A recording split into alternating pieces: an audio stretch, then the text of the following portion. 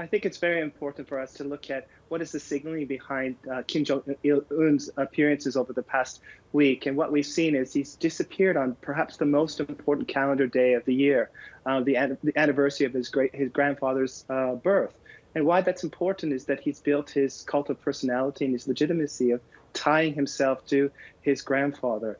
And with him being missing on that day, it sends all the wrong messages, in particular that he just came out of a surgery on April 12th this month. And of course, he's not someone that we understand has been in good health, despite the fact that he's a young man. Yes, he has a track record of poor health, being overweight, he smokes, a heavy drinker. But what we've seen over the past few months is there's been some signals that his health has deteriorated.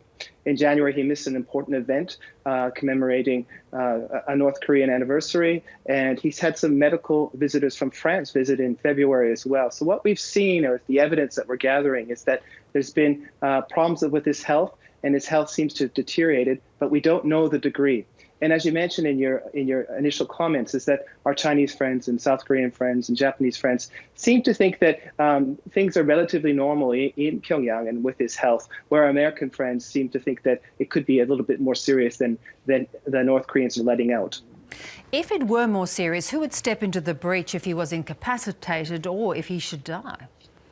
Well, I think there's two candidates at this stage. His younger sister, who has been on the forefront. She was the one that visited the Pyongyang Olympics. She's been at his side in the summit with President Trump in Singapore and Hanoi.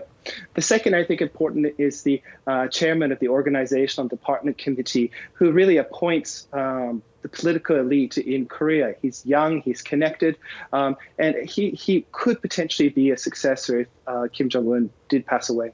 It's interesting at a time where there is speculation about his health that they've been testing missiles at a time when there is a global pandemic. What do they hope to gain?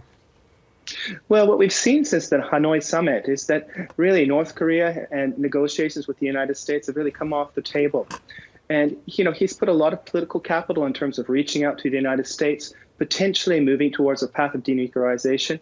And with those negotiations completely on the freeze, he's not getting any concessions in terms of sanctions for his people and for his elites.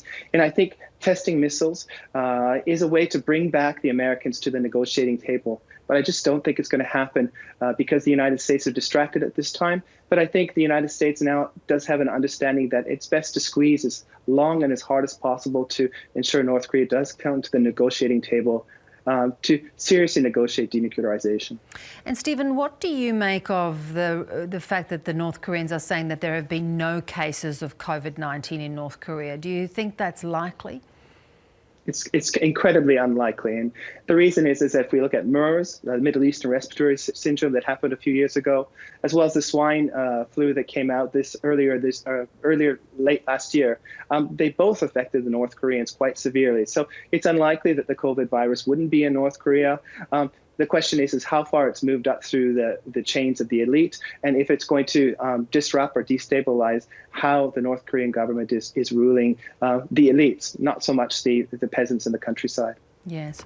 All right. Always good to get your views. Thanks, Stephen. Thank you so much. Thank you so much.